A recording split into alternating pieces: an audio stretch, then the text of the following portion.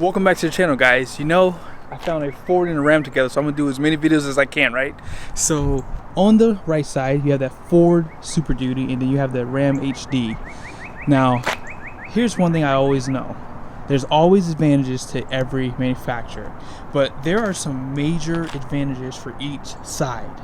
So we're going to start off with the Ford. I'm going to give you 3 advantages that the Ford has that this Ram doesn't have, and I'm going to give you 3 advantages that the Ram has that this Ford doesn't have. Let's get into it.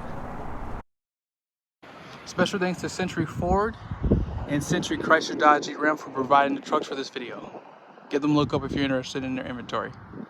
Alrighty, so the very first advantage that this Ford has, and I think everybody in the comment section is going to say it. Let's go ahead and pop the hood and get it over with. It has to do with this 7.3 liter gas engine. Now don't get me wrong, this Hemi is a great gas engine for the HD segment, but it ain't no 7.3, and here's what I mean by that. Apart from this being in a reliable push rod design, this does have a forged steel crankshaft. It has a cast iron block, and it also has a 4-bolt and cross-bolt main bearing. And the crown jewel is the 10-speed transmission. So you have 10 gears compared to 8 gears, and you have the availability for a 430 rear axle compared to a 410. Now, when you think about towing numbers, this is the best in class gas engine available right now. All right, so my Ram guys are probably triggered, but it's okay. I'm gonna come after the Ford next, don't worry. So the second thing that I think the Ford has on the Ram is this crew cab. So let's just be honest here. You have a lot more space inside of this cab. I mean, look at this view right here. All right, and let's look at the Ram. Can you see the difference? Even if you can't see the difference is in the height of the ceiling and the size of the second row. So I'm gonna step in here for a second so you guys can see what I'm talking about. So I have the seat all the way back, right? And if you were to look at my headspace, they do provide a hump here, but it's still lower than what you'll see in the Ford. So let's hop over. So not only do you have a flat floor surface, I didn't show it to you here on the Ram side because they have these big floor mats in here, but you see that? You have a hump in the middle there. But you have more headroom, guys, in comparison than what the Ram does have. So look at this. This is totally bigger.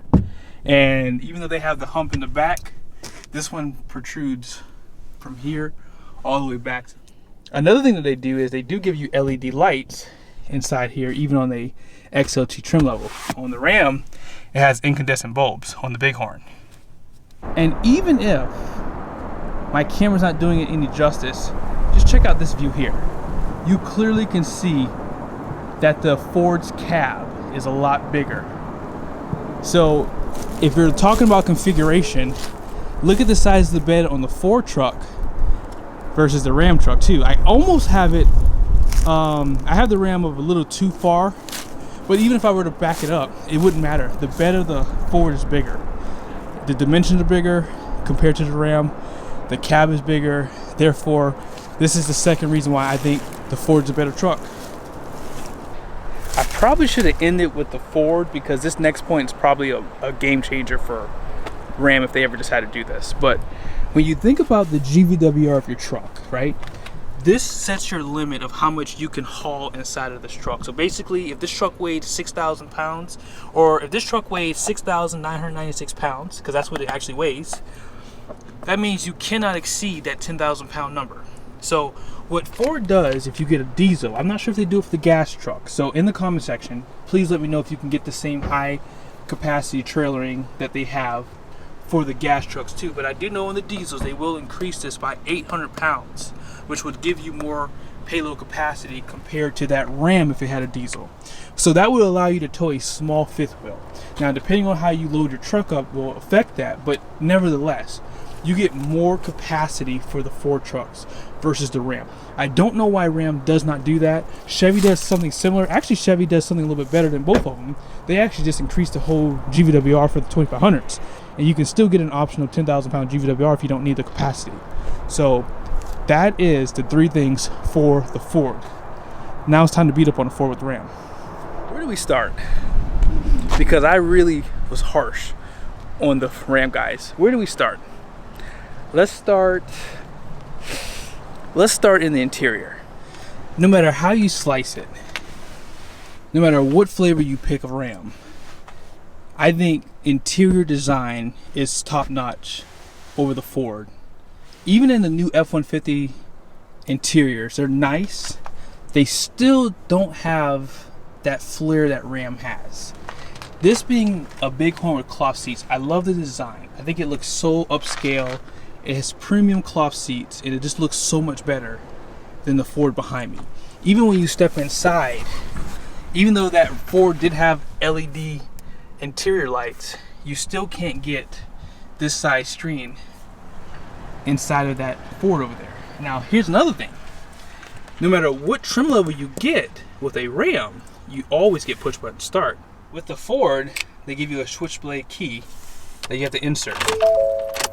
It's kind of lame. And while we're in here, when you consider the fact that this truck has this dinky little screen here, and I don't believe that you have an option in the XLTs to upgrade it. Look what you can get inside of a Tradesman or a Bighorn.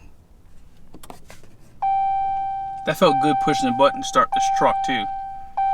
So when it comes down to it, Ram is definitely beating the Ford to that regard. Now, I made the point to say that the Ram cab was definitely smaller than this crew cab for the Ford.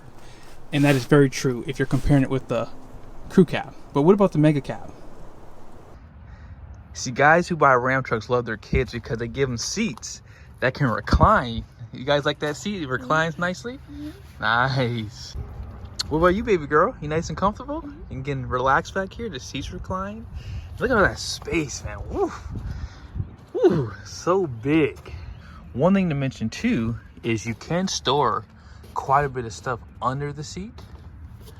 You can also store stuff behind the seat, and when you go to put the seat back up, it remembers the spot that it was in. Isn't that cool? So that's a really good advantage. And if you don't want to sleep on the dirty floor, you can fold the seat completely flat by pulling this lever here, and you can sleep right here. That one does the same thing.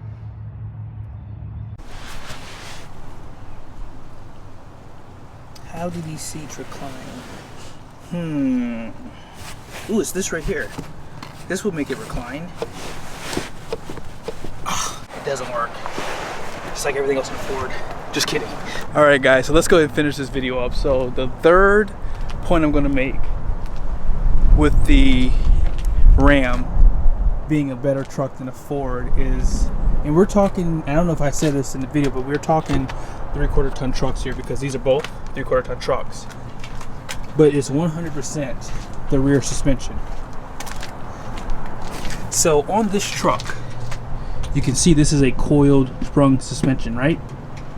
Now, a lot of people might tell you having a coiled suspension is not a better option versus having a leaf spring option, which is on this Ford.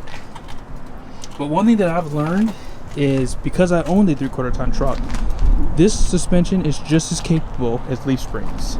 It's a 5-link suspension, and it's definitely very, very, very comfortable on the road compared to the Ford's leaf springs out back. And it handles very well too. And if you do plan on towing heavy, you do have the option to have air suspension from the factory. Now, that'll give you the options to drop down the bed to lift things in it. If you have a conventional hitch and you need to clear your coupler on your trailer, it'll also allow you to use it for that function too. And on top of that, the ride just gets even better with the air suspension too. And if you're towing a heavy load, it'll lift it back up for you. And did I mention that those airbags would be covered under your factory warranty since they're factory installed? Yep, so that's a great advantage for the Ram. So if you're towing heavy, or if you just want to cruise around your truck, that air suspension option will definitely ride better than this truck. And even without it, it still rides better than the Ford, because I did do a test on these two trucks driving. But I hope this was helpful, guys. Every truck has its purpose, and in the end, these are just my opinions. But in the comment section, let me know which truck you like better and why. And be sure to show some love for the channel by liking this video, subscribe to my channel, guys, and thank you again. I'll see you soon.